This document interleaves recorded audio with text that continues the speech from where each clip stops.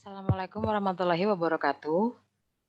Iya, jadi pada kesempatan kali ini, saya akan coba untuk menjelaskan tentang teks ulasan. Langsung saja ya, tidak usah berlama-lama.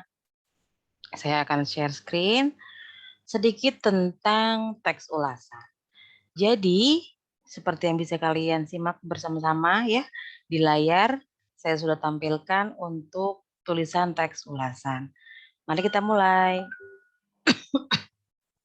Untuk teks ulasan sendiri, kita langsung saja ya.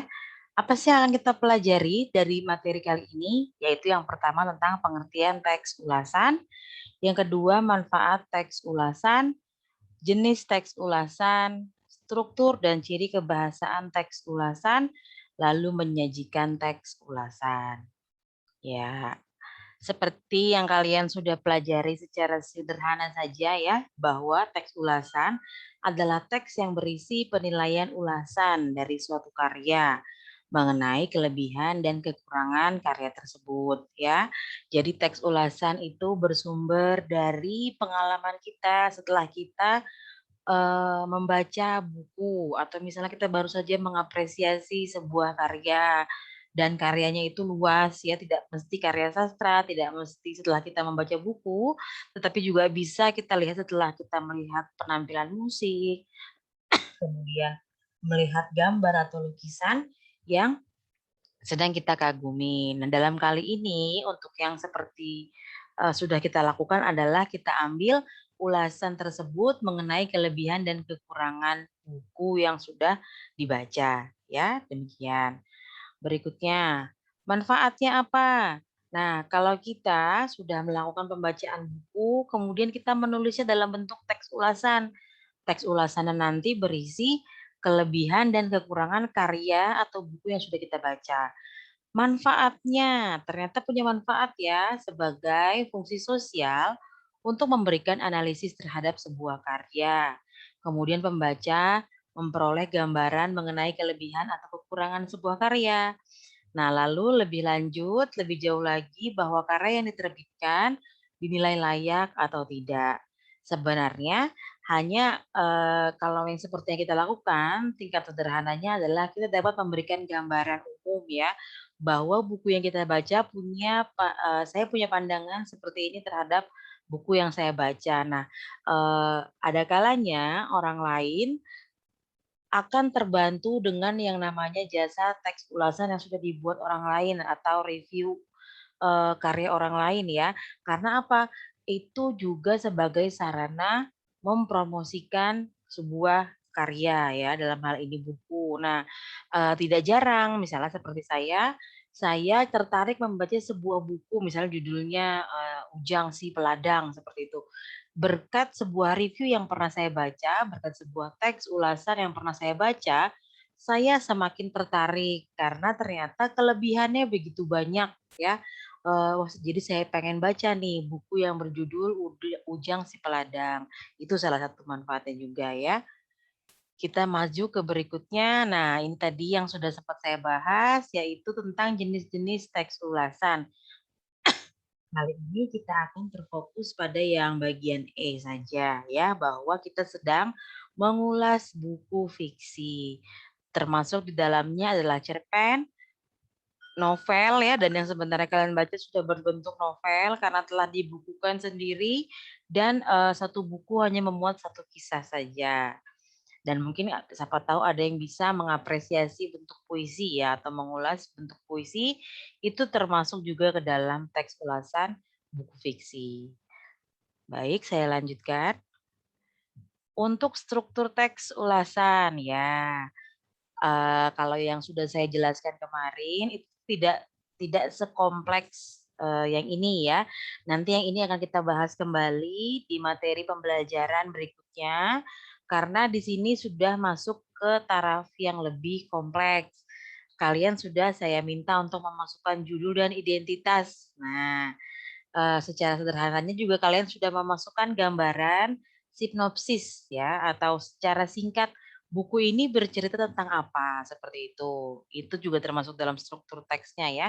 Kemudian penafsiran. Pada penafsiran ini, kalian tuliskan kelebihan dan kekurangan buku. Nah, pada dasarnya setiap buku itu pasti ya, bukan berarti kita itu mau mencari keburukan buku, tidak, akan tetapi buku yang kita baca pastilah sedikit, ada terbersit kekurangannya, seperti itu. Tidak mesti banyak dan tidak mesti juga harus dicari-cari seperti itu ya. Misalnya saya punya pengalaman, saya gemar membaca novel Harry Potter. Eee, Menurut saya salah satu kelemahan bukunya adalah mungkin untuk usia sekolah, ketebalannya itu yang bisa mencapai 1.000 halaman itu bisa membuat beberapa kalangan anak-anak tidak suka ya, karena buku Harry Potter mungkin halamannya terlalu tebal, itu salah satunya. Padahal sebenarnya kelebihannya adalah dari ketebalan ceritanya itu, dari kepadatan halamannya yang sedemikian, beribu lembar itu, justru ketegangan terus-terus dibangun di dalam cerita tersebut ya. Dengan membacanya itu kita selalu akhirnya akan terbawa pada petualangan si Harry Potter itu dalam dunia sihir sejak dia dari kelas, tingkat pertama sampai dia akhirnya bisa, lulus dari sekolah sihir dan bahkan melawan penyihir terjahat sepanjang masa di novel tersebut, seperti itu ya. Jadi sedikit banyak pasti ada. Nah, misalnya kita punya pengalaman subjektif saat membaca sebuah buku, bukunya ini misalnya horor begitu ya, tapi ternyata saat kita baca, kita tidak dapat nih unsur horornya. Ya seperti biasa, tingkat keberanian kita kan berbeda-beda ya. Menurut saya tidak terlalu, suka horor, jadi sedikit saja itu membaca horor menurut saya sudah agak ngeri, tapi bisa saja buat orang lain hal tersebut tidak berlaku, ya seperti itu. Lalu yang bagian terakhir adalah rangkuman dan simpulan, ini lebih kepada rekomendasi ya. Jadi, di akhir kita bisa tuliskan buku ini cocok dibaca untuk kalangan anak-anak, misalnya yang menyukai dunia sihir fantasi, seperti itu. Itu kalau dari contoh yang Harry Potter, ya. Baik, saya lanjutkan sedikit untuk ciri kebahasaan teks ulasan. Ya, ini lebih kepada pengungkapannya saja bahwa pada saat menuliskan teks ulasan yang benar ya, dengan konsep yang sudah kompleks, kalian harus yang pertama menggunakan kata-kata yang menyatakan keberpihakan. Misalnya, saya setuju, menurut saya penulis telah berhasil mengemukakan gambaran kebaikan dalam buku ini, misalnya seperti itu ya. Tapi juga harus disertai dengan alasan yang logis. Kenapa saya bilang buku ini menarik? Nah, ini yang sudah sempat saya bilang kemarin, bahwa saat kita mampu mengatakan bahwa, "Saya suka buku ini." Itu kita harus jelaskan sukanya kenapa. Pun demikian dengan, apabila kita tidak menyukai buku ini ya, secara umum kita bisa menilai buku itu secara fisik maupun secara isi. Apabila kita dalam kasusnya ini menggunakan buku fisik, kita dapat melakukan kritik pada bentuk fisik buku, misalnya halamannya, di dalamnya pudar atau banyak warna yang tidak jelas. Kemudian tulisannya juga menggunakan tinta yang pudar sehingga tidak nyaman dibaca. Itu kalau secara fisik ya. Nah, kalau lebih kepada secara isi berarti hubungannya dengan jalan cerita, dengan keruntutan cerita maupun hingga akhir cerita yang menurut kita seperti apa, itu bisa kita nilai. Ya seperti itu secara umumnya ya. Kita lanjutkan. Oh, ternyata sudah selesai.